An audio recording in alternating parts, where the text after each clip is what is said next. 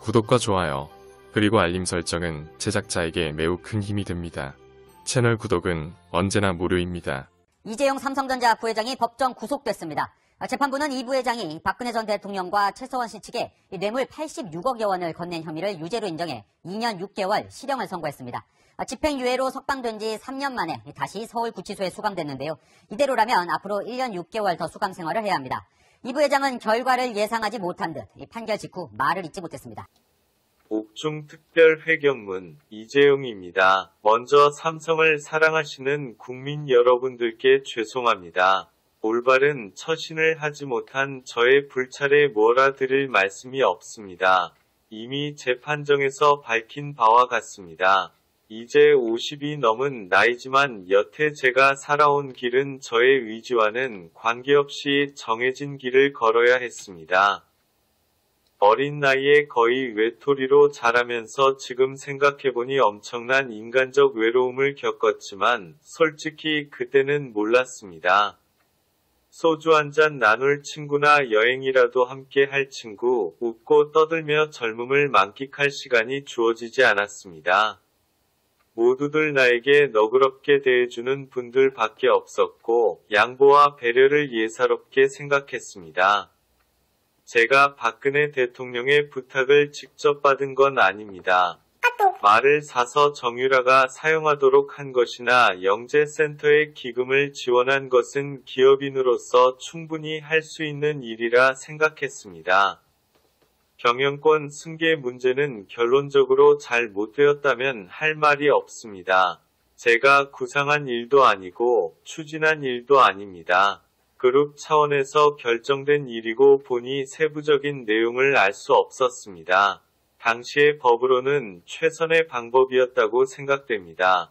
이미 너무 커져버린 그룹의 규모로 소유권 자체가 별다른 의미가 없는 국제적 거대 기업으로 발전했지만 그래도 창업주 할아버지의 손자로서 경영권을 행사해야 한다는 게 중론이었습니다. 물론 국내외 소비자들의 도움과 사랑으로 성장하였지만 할아버님과 아버님이 아니었다면 삼성도 없었을 것입니다.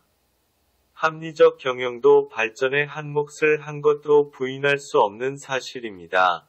그 노고의 대가가 아버님의 불운한 죽음이었습니다. 그간 국위선양과 납세와 고용 창출과 신제품 개발로 국가에 대한 바오다은할 만큼 했다고 생각합니다.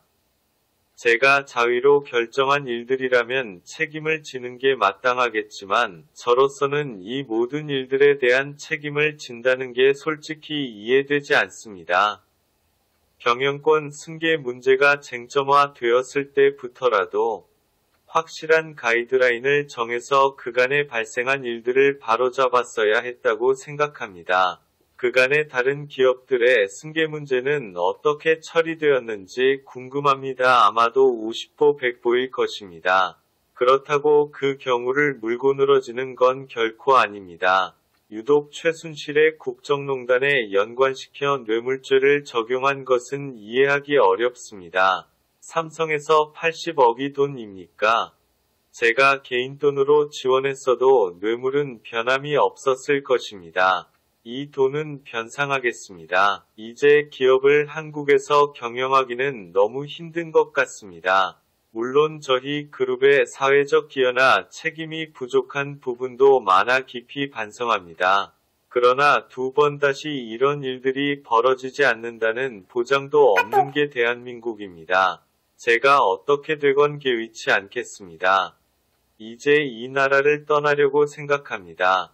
제가 받은 형기는 다 채우겠습니다. 사면이란 구걸은 않겠습니다. 저희 그룹의 본사부터 제3국으로 옮겨가겠습니다. 이 문제는 적법한 절차에 따르겠습니다.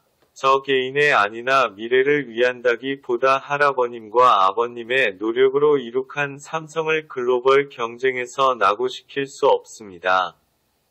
마음껏 나래를 펼칠 수 있는 친기업의 나라로 가서 세계를 선도하는 기업으로 키우겠습니다. 그리고 에버랜드는 어린이들을 위해 입장료를 무료로 개방하겠습니다. 죄송합니다. 2021년 1월 20일 옥중에서 이재영 예상하지 못한 결과로 너무나 충격이라며 삼성그룹의 분위기를 전했습니다. 경제단체들은 즉각 입장을 내고 삼성의 경영 공백 현실화에 대한 우려를 드러냈습니다. 경제적 불확실성이 그 어느 때보다 큰 상황인데 우리나라를 대표하는 글로벌 기업의 경영 공백으로 경제 산업 전반에도 악영향이 불가피할 것으로 전망됩니다. 전국경제연합회도 매우 안타깝다며 삼성을 향해서는 글로벌 경쟁에서 뒤처지지 않도록 지혜롭게 극복하길 바란다고 밝혔습니다. 삼성전자는 작년 기준으로 해외 매출이 전체 매출의 90% 가까이로 수출 비중이 높은 기업입니다. 무역협회는 글로벌 시장에서 삼성 신인도에 악영향을 미칠 것이라고 전망했습니다. 한편 시민단체와 노동계는 재판부의 판결에 대해 형량이 부족하다는 반응입니다. 경실련은 중대경제범죄에 대해 솜방망이 처벌이라며 비판했습니다. 또 한국노총은 삼성의 유죄 판결은 당연한 결과라며 오히려 형량은 너무 낮다고 밝혔습니다. 채널A 뉴스 조현선입니다. 총수 공백 사태에 오늘 삼성전자 주식은 이렇게 요동치며 하락했습니다. 전체 코스피 시장의 37%를 차지하고 있는 삼성그룹 시가총액은 오늘 하루 만에 28조 원이 줄었습니다. 홍유라 기자입니다. 총수 부재라는 악재를 맞닥뜨린 삼성은 비상경영체제에 돌입하게 됐습니다. 지난 2017년 2월 이재용 부회장이 수감됐을 당시처럼 일상적인 업무는 대표이사 체제에서 돌아갈 수 있지만 M&A 등 큰 규모의 의사결정은 총수 없이 진행하기 쉽지 않은 상황입니다. 당장 반도체 위탁 생산인 파운드리 관련 글로벌 경쟁에도 빨간 불이 켜졌습니다. 세계 파운드리 1위 기업인 대만 TSMC는 최근 30조 원의 투자 계획까지 밝혔는데 2위인 삼성은 총수 부재로 발목이 잡혔기 때문입니다. 지난 2016년 미국 자동차 전장업체인 하만에 인수한 뒤 소식이 없는 대형 M&A도 당분간 재개하기 어려울 걸로 보입니다. 이런 가운데 이재용 삼성전자 부회장이 최대 주주인 삼성물산 주가는 오늘 6% 넘게 급락했고 삼성생명과 삼성 SDI 등 삼성그룹주가 일제히 약세를 보였습니다. 삼성전자 주가는 3% 넘게 하락하며 8만 5천 원에 거래를 마쳤습니다. 심리적으로는 어떠한 요인일 수 있겠지만 기업을 펀더멘탈을 바꾸는 요인은 아니니까요. 그렇게 큰 일은 아니다. 전체 시장 관점에서 보면은. 삼성그룹주의 시가총액은 하루 만에 28조 원이 줄며 코스피 지수의 하락폭도 커졌습니다.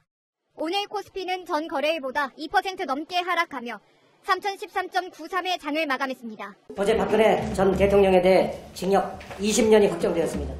이로써 국정농단 사건은 거의 마무리되었지만 아직 하나가 남았습니다. 바로 삼성입니다. 뇌물 공여자인 이재용 부회장에 대한 적법하고 엄정한 처벌로 촛불로 시작된 국정농단 심판의 마지막 단추를 제대로 채워주기를 기대합니다. 어제 박근혜 전 대통령에 대해 징역 20년이 확정되었습니다. 야당에서는 정치적 보복이라고 주장하지만 박 전 대통령의 죄명은 엄연히 정치범이 아닌 국정농단을 통한 뇌물죄입니다. 그것도 삼성과 롯데등으로부터 모두 158억 원이나 되는 큰 금액을 뇌물로 받았습니다. 마땅히 죗값을 치러야 할 부정부패 범죄인 것입니다. 이로써 국정농단 사건은 거의 마무리되었지만 아직 하나가 남았습니다. 바로 삼성입니다. 다음 주 초 이재용 부회장의 파기환송심 선고가 잡혀 있습니다. 뇌물을 받은 사람이 엄중한 처벌을 받게 된 만큼 준 사람 역시 엄하게 다뤄져야 할 것입니다. 그동안 삼성은 전 대통령 220억, 노태우 전 대통령에게 100억, 이명박 전 대통령에게 89억 원 등 정권이 바뀔 때마다 예외 없이 끊임없이 뇌물을 제공해왔습니다. 그런데 재판부는 법적 근거도 없는 준법 감시위라는 듣도 보도 못한 기구를 만들어서 기업의 반복되는 비리를 막을 개선책을 주문했는데 이는 이재용 개인의 승계를 위한 뇌물 처벌과는 전혀 별개의 것이어야 합니다. 특검의 요청대로 법 앞에서만큼은 권력자와 평범한 필구의 구분 없이 동일한 기준이 적용되어야만 법치가 바로 설 것입니다. 뇌물 공여자인 이재용 부회장에 대한 적법하고 엄정한 처벌로 촛불로 시작된 국정농단 심판의 마지막 단추를 제대로 채워주기를 기대합니다. 지난 연말 국민의 기업이라는 포스코에서 한 달 만에 5명의 노동자가 사망한 것과 관련해 고용노동부는 포스코 포항제철에 대해 약 한 달간 안전보건조치 준수 여부를 감사했습니다. 그 결과 무려 331건의 산업안전보건법 위반 사항이 발견되었고 그중 중대한 위반만도 220건에 달합니다. 한마디로 그동안 포스코가 안전 무법지대였음이 만천하에 드러난 것입니다. 결국 포스코에서 5년간 42명이나 되는 노동자가 목숨을 잃은 것은 단지 운이 없어서가 아니라 회사의 비상식적인 안전 불감증이 불러온 구조적인 살인이었습니다. 여기에 최근 8명이 집단으로 산재를 신청한 노동자들의 직업성 암 발병까지 사실로 인정된다면 포스코는 그야말로 살인 기업이라고 해도 과언이 아닐 것입니다. 상황이 이런데도 불구하고 포스코는 반성하기는커녕 오히려 지역 언론사와 포항 시민들을 상대로 협박을 서슴지 않고 있습니다. 정부에 요구합니다. 더 이상 노동자의 생명을 위협하는 포스코를 방관해서는 안 됩니다. 노동부와 환경부의 대대적이고 적극적인 합동조사를 통해서 작업 환경과 주변 지역에 대한 안전사항과 유해물질 유출에 대해 상세히 조사하고 조치해서 노동자의 생명과 안전을 지켜주시기를 바랍니다. 이상입니다.